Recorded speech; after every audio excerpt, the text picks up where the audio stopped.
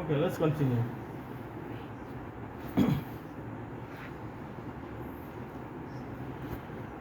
Fatima Al-Fahri. Who was this sister? Very, very important. Today they will tell you that Al-Azhar in Cairo or Oxford University or Harvard University, actually they would say Al-Azhar or Oxford would have been the oldest university in the world, right? But in this year, 800 to 880, was a lady by the name of Fatima Al-Fahri. Her father, they're actually from Tunisia, okay? Her father was a very rich merchant. And she was also married to a rich man. They had moved from Tunisia to Morocco, okay? In a city called Fez. And when her father passed away and her husband passed away, she acquired a lot of wealth.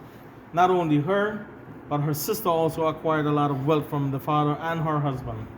Now, at that time, the capital was in Cordoba, in Spain. What she did was, she wanted to establish a school. But not only the school, she also wanted to establish a masjid. But she said that both of them would have to go with hand in hand, okay? So you'll get academic, you'll have religion. Both has to go hand in hand, okay? You don't acquire one and leave the other one out, because Quran also calls for you to use your brain, to utilize. So the masjid and the school was built together. Now this university is still existing, okay? It's called Al-Qarawin.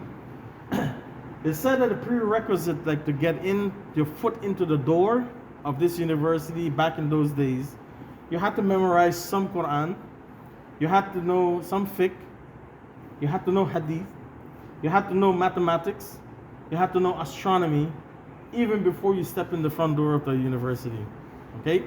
Now when you were finished with the studies, whatever the years was that you were finished with the studies, they would give you like something like a degree, right? That give you now the authorization now to go out and teach, okay? So the study said that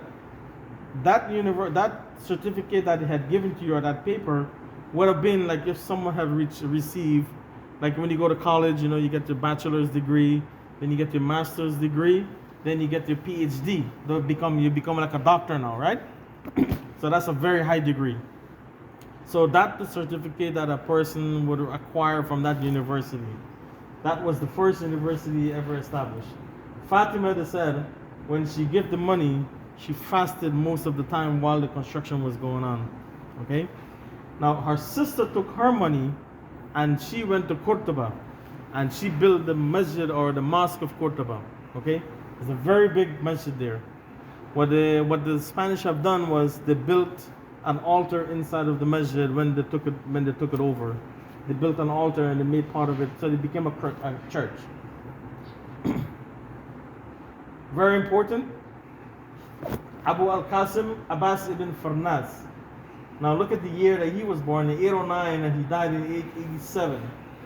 Now, history now would tell you that the Wright Brothers of the United States were the first one they were the pioneer of flight, right? They were the pioneer of airplanes. But even Farnas, back in his days, he used to look at the birds. And what he did was, he contracted something, or he made something that looked like a wing. And he used to jump off buildings. Now he did it many times. He failed on many attempts. And on the last attempt, when he jumped off the building of Cordoba, he died. And one of the things that he didn't do was he didn't put a tail on his wing, that when he flew out, the tail is what stabilized you to help you to land, right? So he died. But because he was also an astronomer, there are two like big craters on the moon that is named after him. Okay? So you see that bottom right next to his picture there? There's two craters. There's two big holes. One of those holes, both of them are named after him. Wright Brothers flew in 1902, right? First time. 1902. Right. In the 1900s, there was the Wright Brothers. That's 1,000 years after. 1,000 years after. Very important. Al-Zahrawi. He is considered the father of surgery. Okay? They have his instrument that he invented or he had made that is still being used of this day. Now his Latin name is Abu Cassis. That's how they named him. They made a statue of him and they put his name as Abu Cassis. This is in Europe. Okay? But his instrument, you can see some of it is very, like the scissors. He used, he had invented a scalp or like a knife that goes inside of the eye to do eye surgery. So he would clean the lens of the eyes. Okay? They still use an instrument. They enhanced on it. They made it better, but he stemmed from him. Now, when he would do surgery with you on an internal surgery, he would use cat gut. So he would take the cat gut and he would do the sewing up, because after a time the cat gut would dissolve within your body. So there would be no reason to go back in there to remove suture or the thread that they use. So it became he became very, very important in surgery. So he was considered the father of surgery. Hassan ibn al-Haytham, his breakthrough, very important to discuss. We'll go into him a little bit, because what he did was, as you can see, he was a polymath also. He was an astronomer, he was a mathematician, he was into every subject that you can deal with. So what he did was he got the knowledge from the Greek, how the eye sees. Okay, so the Greek knowledge was that the eyes, sends out a ray to an object, and the ray hits the object and bounces back into the eyes, right? So that was the belief of the people in those days. That's how the eye sees. So they were like a Superman then, right? That he emits the rays hit the object, comes back into the eye. But he knew that couldn't be the case. But he didn't know how, So as he was going along, he was summoned by the Amir or the Sultan of Egypt. Now the Nile River, they wanted to know how to control the flow of the Nile River, right? So they called him. And when he went there, he saw that, he said if the Egyptians couldn't figure it out, the Babylonians couldn't figure this out, okay? And he saw how the river was flowing, he couldn't figure it out either. But he couldn't go and tell the Sultan that he couldn't figure it out, okay? Because that would have been his last day standing. So what he did instead, he pretended that he was, Majnoon, right? And they locked him away. They said lock him away. So when he was in that dark room, light was coming through like little holes from the windows. And what he saw was on the wall, there was images being protruded on the wall, but the images were all upside down, So then he started to study it more. He go into it more. He said, if I'm in this dark room, I cannot see what's outside, right? Why am I seeing this image in here upside down? There has to be an explanation. And he went into the studies, and his breakthrough was that light travels in a straight line. Meaning, when we look at an object, right? If we look at the sun, we can't stare at the sun, correct? But if this brother is standing there and the sun is behind me, right? The sun hits him, his reflection comes into our eyes, right? But when that image comes into the eyes, on the retina, on the back, on the screen, the image is upside down. Okay? But Allah's mercy, He caused the brain to interpret that right side up. Okay? So if that mercy was removed from us, we will be walking on an upside down world. Because that's how the eye sees. Okay? With that little mercy alone there, that's why we always look at the eyes and we say, you want to look at the miracle, look at the eyes, because that's a miracle that cannot be mimicked. They can't make another one.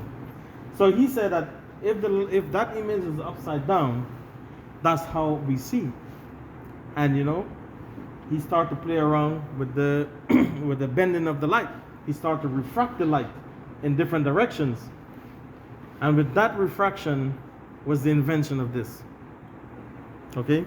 So if you wear glasses, say Alhamdulillah that first and foremost that a Muslim found out how the light travels, because what this does is they call it the corrective lens, right? So some of us, we have far sight or we have nearsighted. It depends if we're able to see close or not, or see far. And when they do that test, when the optometrists do the test, it will tell you, look, you're nearsighted. Nearsighted means you cannot see far, right? Farsighted means you cannot see close.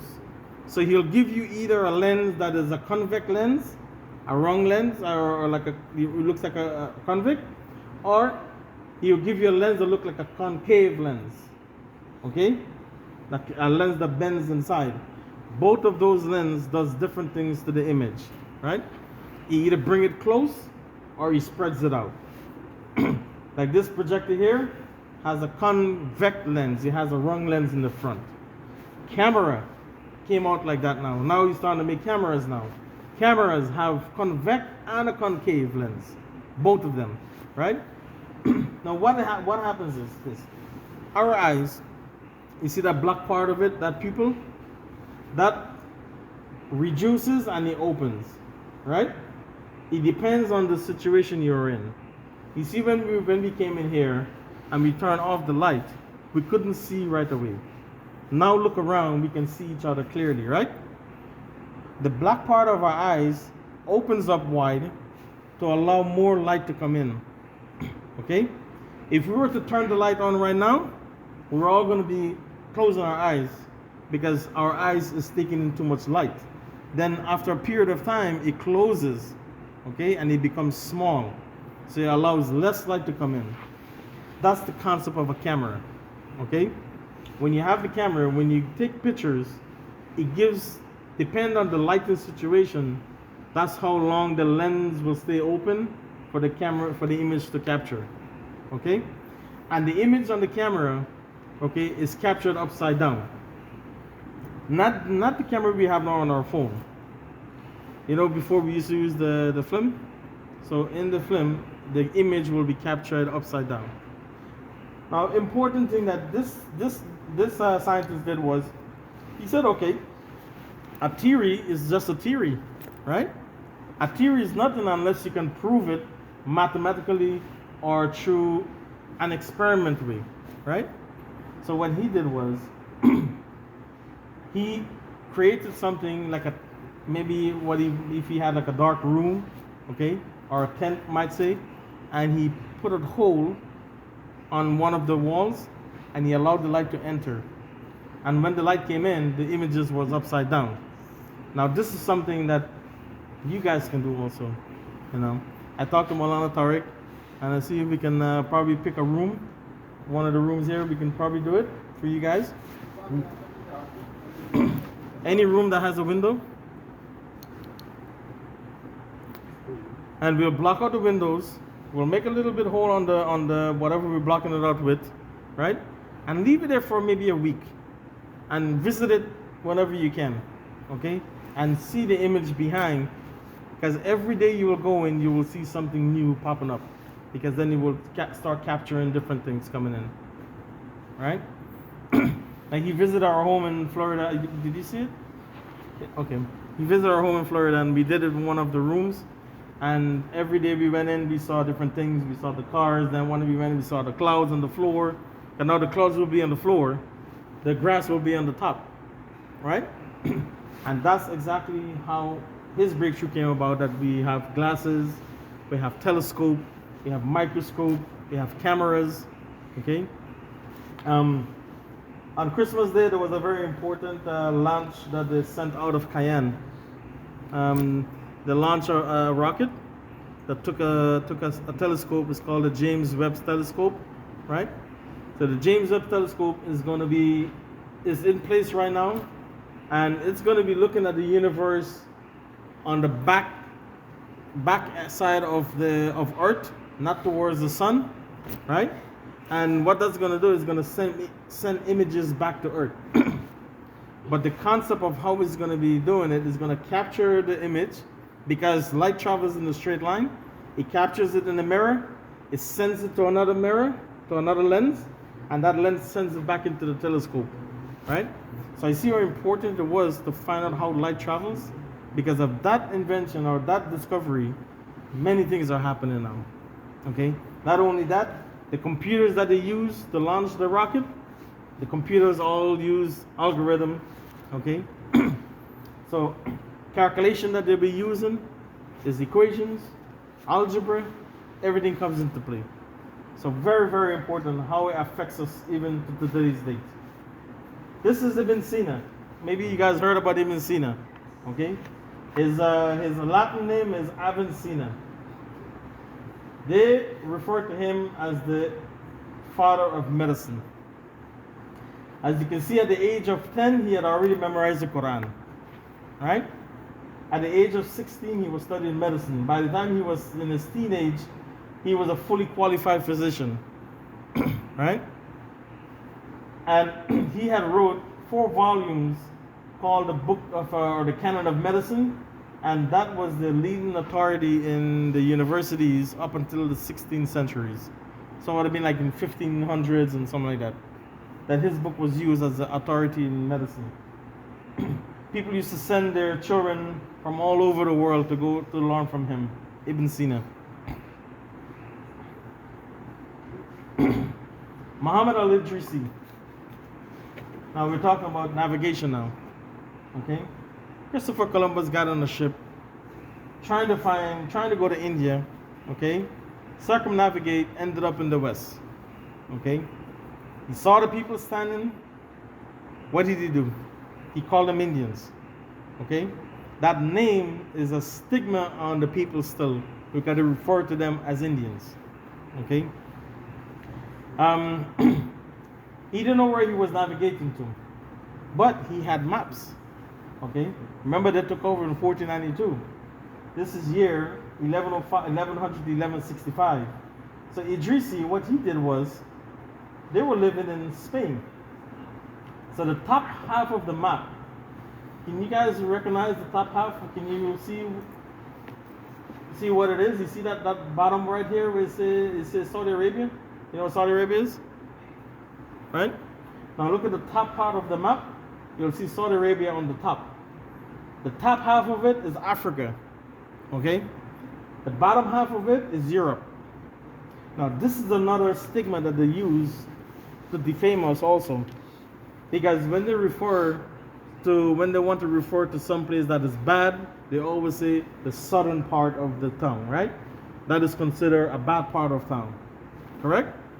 What the Europeans have done, they have turned the map right side upside down and caused Europe to be on top and Africa to be on the bottom. Okay? But the original map was drawn with Africa on top and Europe on the bottom. Okay?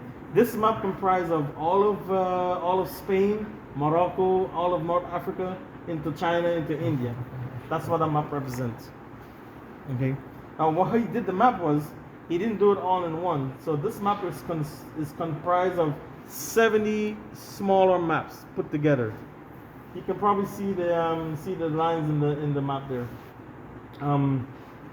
This one here, I had the opportunity to see it. You know, the original map. You know, they had it on display. So this was very intriguing. So we covered medicine, surgery, okay, computers, number system, everything that affects us in today's world. It benefits us in today's world.